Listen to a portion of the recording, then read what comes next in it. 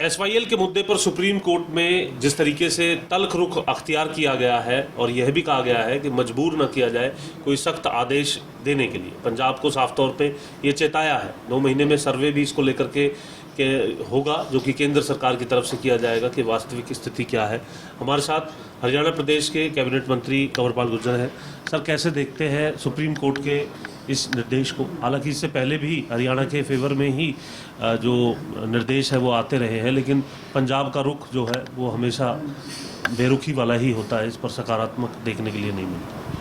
देखिए, supreme court का जो तल्ख रवैया रहा ना, वो ज़रूरी था, बहुत ज़रूरी था, क्योंकि कोर्ट जो भी आदेश देता है उसका पालन करवाना हमारी ड्यूटी है, सरकार की ड्यूटी है कि उसका पालन कराएंगे।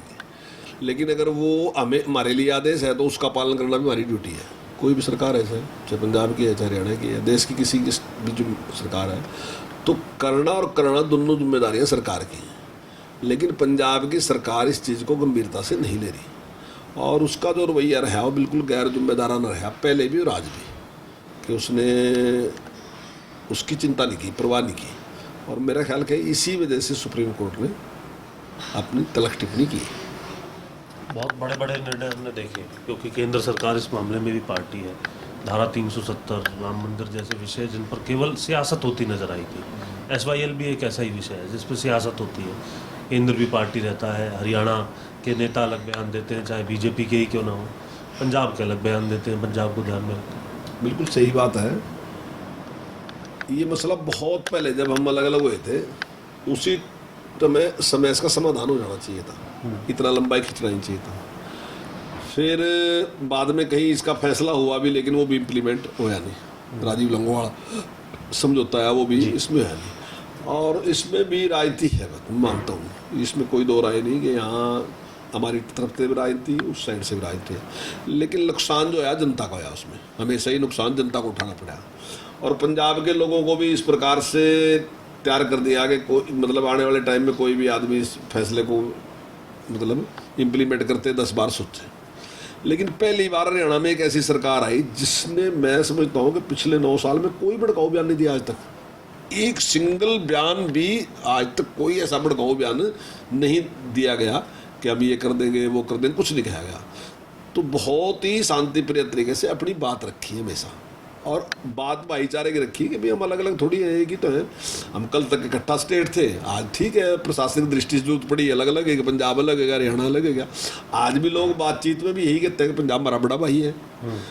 तो इसमें क्या वो है, अगर वो कह रहे हैं कि हमारे पास एक ड्रॉप पानी नहीं है, भाई आपके पास सरप्लस पानी की बात कौन कह रहा है? बात तो 2 भाइयों की है, 2 भाइयों की हिस्सेदारी की है। अगर आप उसको नहीं देते तो तीसरा जो है वो उसका फैसला करेगा, और उसका फैसला करेगा सुप्रीम कोर्ट।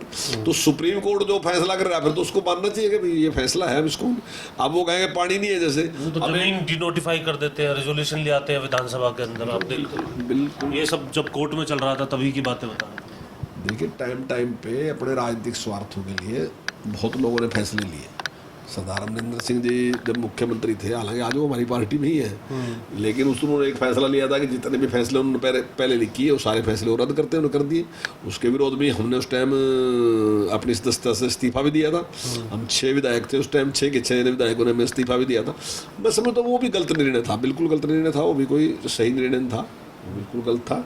ठीक है, कुछ लोग उससे वोट का फर्क पड़ सकता है, मिल गया वो बात दूसरी है, लेकिन निर्णय गलत था, उसी के विरोध में मैंने इस्तीफा दिया था। लेकिन वर्तमान सरकार जो है वो बहुत गंभीरता से सारे विषय को लेके चल रही और कोई भड़काऊ बात नहीं कर रही, और हमें बैठ के इस पर विचार करना चाहिए निश्चित, और पंजाब की जनता को भी इस पर विचार करना चाहिए। एक तरफ तो पाकिस्तान का रह गया, हमें डुबो दिया, हमारे पशु डुबो दिए, हमारी फसल डुबो दी, हमारे घर डुबो दिए, हमारे आदमी मर गए उसमें। और दूसरी तरफ ये कह रहे कि सरप्लस पानी है नहीं। वही पानी अगर दक्षिणी हरियाणा में चला जाएगा तो हमें बड़ा भारी लाभ हो सका। बड़ी दिक्कत है पानी की दक्षिणी हरियाणा में, और वही पानी दूसरी साइड में नुकसान कर रहा। तो मैं समझता हूँ उसको देने में क्या दिक्कत है। और अभी तक तो नहर की बात कही, कोर्ट ने कहा कि पहले नहर तो खुदनी चाहिए, नहर खुद देगी पानी का, उसके बाद देखेंगे क्या है वहाँ। तो मैं समझता हूँ कि ये पंजाब का जो रवैया है वो सही नहीं है, और इस प्रकार का माहौल ख़राब करने का, और मैं केवल इस सरकार को नहीं पिछली सरकारों को भी जिम्मेदार मानता हूँ। तो लेकिन इसको लोगों को समझाना चाहिए, लोगों के साथ बातचीत करनी चाहिए, और जो जिसका हिस्सा है उसको देना चाहिए।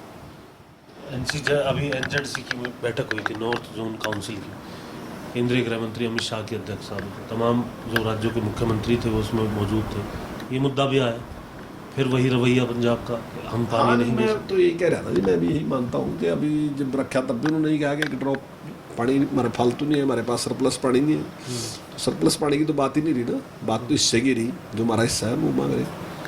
ठीक है, आप भी आगे, सरकार भी कोई इस मुद्दे पर आगे बढ़ेगी केंद्र के साथ, या फिर जिस प्रकार से सर्वे की बात कही जा रही है? नहीं, हमने तो कोर्ट में ही केस किया और कोर्ट ही उसका सारा का सारा जो सर्वे या उसकी देखभाल के लिए कोर्ट ने उसका स्टेटस रिपोर्ट मांगी कि क्या है, तो कोर्ट ही फैसला कर रही। ठीक है, तो कोर्ट किस प्रकार से अब आगे फैसला करती है, या फिर कोर्ट को मजबूर किया जाता है किसी कठोर आदेश को लेकर के, ये तमाम चीज़ें अब निर्भर करती है पंजाब में नहर निर्माण को लेकर के चल रही सियासत को लेकर के, पंजाब सरकार के फैसले को लेकर के। चंडीगढ़ से कैमरामैन ललित के साथ जितेंद्र चौधरी, खबरें अभी तक।